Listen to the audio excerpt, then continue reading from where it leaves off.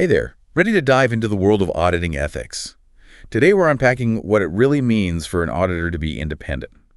It's kind of like that impartial umpire at a baseball game. Yeah, but with much higher stakes. Exactly. It's not just about avoiding those conflicts of interest. Right. It's about maintaining public trust in the whole financial system. You see that auditor's stamp of approval on a company's financials? It should give you, the investor or stakeholder, confidence. Confidence that those numbers are reliable and accurate. Absolutely. Okay, so we've got a stack of sources here all about the rules and principles that guide auditors, especially AICPA Rule 101. Okay. Let's start there. What's the big deal with this Rule 101? Rule 101, it's really the backbone of independence for CPAs in public practice.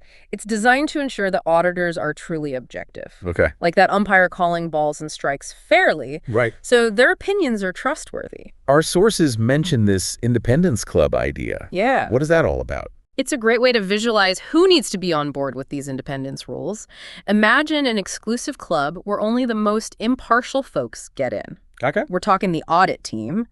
Anyone who can influence the audit, even their close family members. Wait, even family members. Why is that? Think about it. Let's say an auditor's spouse works for the company being audited in a key financial role. Okay. That could create a perceived conflict of interest, right? Yeah, I see what you mean. Even if the auditor thinks they can be objective, others might question their judgment. Right. It's all about maintaining that unbiased perception. So it's not just about actual conflicts, but also just even the appearance of a conflict. Exactly. Rule 101 gets pretty specific about what those conflicts might look like. Okay, so walk me through some examples. What are some big red flags that could get an auditor kicked out of this Independence Club? Well, the most obvious one is having a direct financial interest in the client you're auditing. Okay. Like, if you own stock in the company you're supposed to be independently evaluating, that's a major problem. Makes sense. You wouldn't want the umpire to also be betting on the game, would you? Uh-huh. Definitely not. That would make for a very suspicious game. Right. So no owning stock in the company being audited. What else? It's not just direct ownership either. Even indirect financial interests, like owning shares through a mutual fund, can be an issue if they're significant enough. Got it. It's all about minimizing the potential for bias, no matter how small. So auditors have to be really careful about their investments. They do.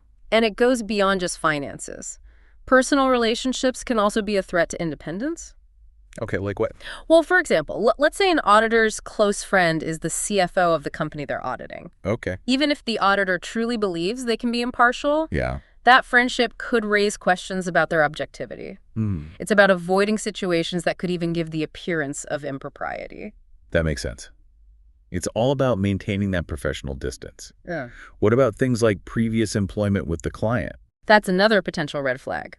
Let's say an auditor used to work for the client in a senior management role. Uh-huh. They might have intimate knowledge of the company's operations, Yeah. which could be valuable, but it also creates a risk that they might be too close to the situation to be truly objective. So even if an auditor has the best intentions, certain situations just create too much of a risk to independence. Precisely. Rule 101 lays out all these different scenarios and provides guidance on how to navigate them. This is making me think about how much personal responsibility falls on the individual auditor.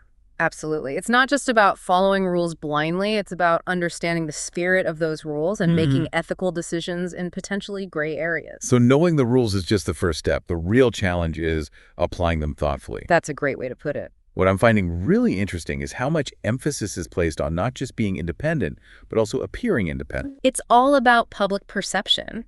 Even if an auditor is squeaky clean and truly objective, if it even looks like there might be a conflict of interest that can erode trust in the audit. Okay, I think I'm starting to get a feel for how this whole Independence Club thing works and why it's so important. It's crucial. It's the cornerstone of the auditing profession and the bedrock of reliable financial reporting. I can definitely see that. Now let's delve a little deeper into some specific examples of how Rule 101 plays out in practice. These can get a little tricky, so pay close attention because I think you'll find this part really interesting. Okay, you mentioned things can get tricky when applying Rule 101. Right. What are some of those situations where the lines get a bit blurry? Let's say you're an auditor and you discover that one of your colleagues on the audit team has a small indirect financial interest in the client. Okay. Maybe they own a few shares of the client's stock through a mutual fund they inherited from a grandparent. Now, this might seem insignificant, but it still needs to be addressed. So what happens in a situation like that? Does the colleague get kicked off the audit team right away? Not necessarily. Rule 101 isn't about imposing automatic disqualifications.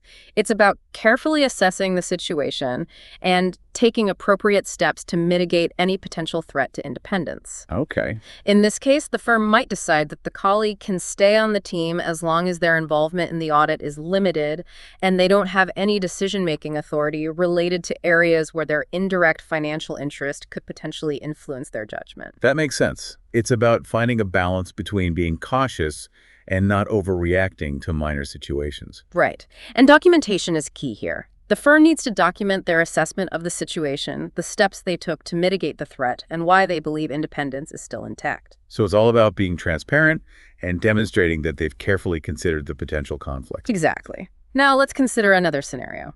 Imagine an audit partner is invited to serve on the board of directors of a nonprofit organization.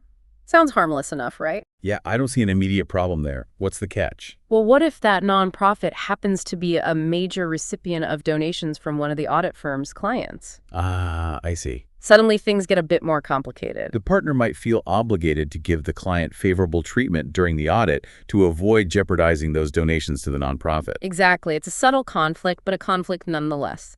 In a situation like this, the partner would need to carefully weigh their commitment to the nonprofit against their ethical obligations as an auditor. So even seemingly unrelated activities outside of work can potentially impact an auditor's independence.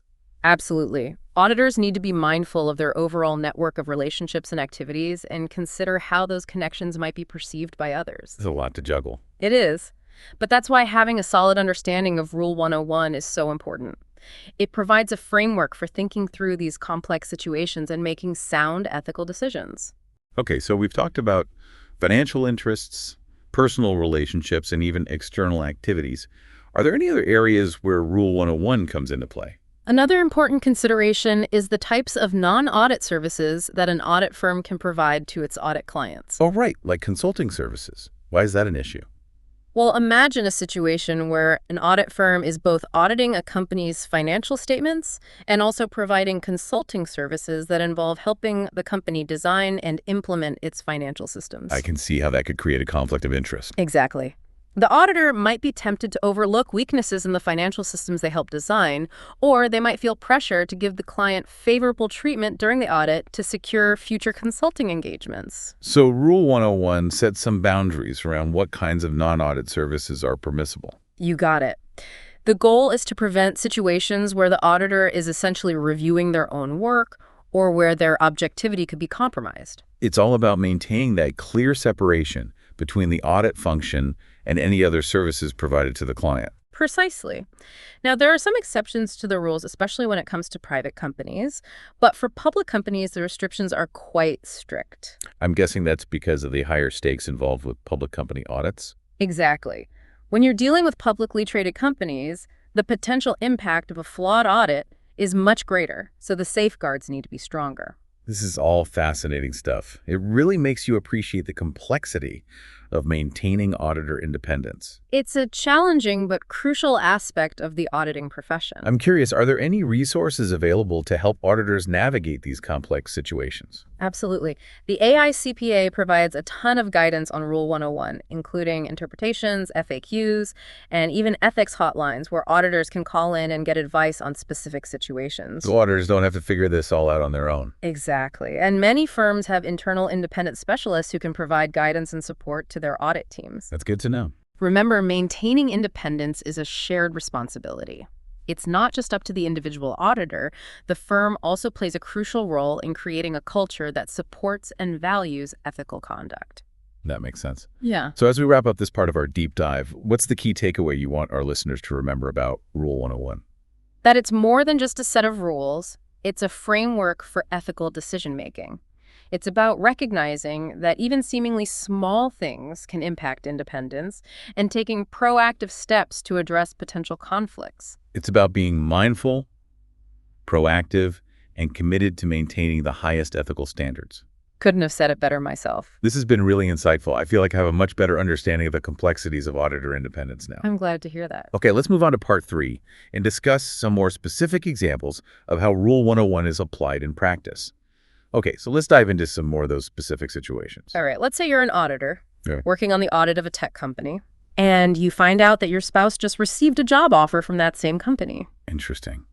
That seems like it could be a problem. It definitely could. Rule 101 specifically addresses this kind of situation where a close family member's employment with the client could threaten independence. So what happens in a case like this? Is it an automatic disqualification? Not necessarily. Again, it's all about assessing the specific facts and circumstances. The firm would need to consider things like the spouse's role in the company, Okay. their level of involvement in financial reporting, and the potential for their work to influence the audit. So it's not a black and white rule. It depends on the details. Exactly. If the spouse's role is in a completely unrelated area like marketing or sales, Uh-huh. and they have no involvement in financial matters, the firm might determine that there's no significant threat to independence. But if the spouse is going to be the CFO or working directly with the financial statements, that would be a different story. Absolutely. In that case, the firm would likely need to take steps to mitigate the threat, maybe by removing the auditor from the engagement or putting in place safeguards to ensure their objectivity. It sounds like these situations require a lot of careful judgment and consideration. They do.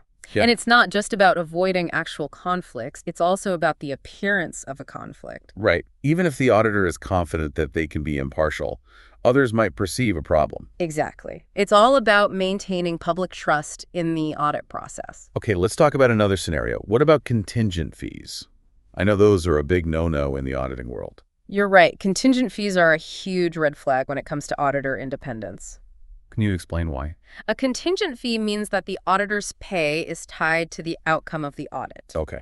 For example, they might get a bonus if they issue a clean opinion, Right. or their fee might be reduced if they find any problems. I can see how that would create a huge incentive for the auditor to overlook issues or give the client the answer they want. Exactly. It completely undermines the auditor's objectivity and independence. So Rule 101 prohibits contingent fees in all audit engagements, right? Absolutely. That's one of the most fundamental principles of auditor independence. Okay, last question for you. What happens if an auditor discovers a potential independence violation after the audit is already complete? That's a tricky situation. It's crucial for both the auditor and the firm to act quickly and decisively to address the issue. So what would that involve? First, they would need to thoroughly investigate the situation and determine the extent of the violation. Then they would need to take steps to remediate the problem, which might involve withdrawing the audit opinion or issuing a revised opinion. And I'm guessing they would need to disclose the violation to the appropriate parties, like the audit committee or regulatory bodies. Absolutely. Transparency is key in these situations. Wow, this whole discussion has really opened my eyes to the importance of auditor independence. It's a fascinating and complex topic, and it's something that all stakeholders need to understand and appreciate. Well said. I think we've covered a lot of ground today, and I feel like I have a much better grasp of the nuances of Rule 101. Me too. It's been a great discussion. So as we wrap up our deep dive, what's the most important message you want our listeners to take away? Remember, auditor independence is the cornerstone of reliable financial reporting. It's what gives investors and the public confidence that the numbers they're seeing are accurate and trustworthy. And it's up to all of us, auditors, companies, and regulators, to protect and uphold that independence. Absolutely. Thanks for joining us on this journey into the world of auditing ethics. And to our listeners, if you're ever in doubt about an auditor's independence, don't hesitate to ask questions and dig deeper. Knowledge is power, and it's essential for making informed decisions. Couldn't agree more. We'll see you next time for another deep dive into the world of accounting and finance.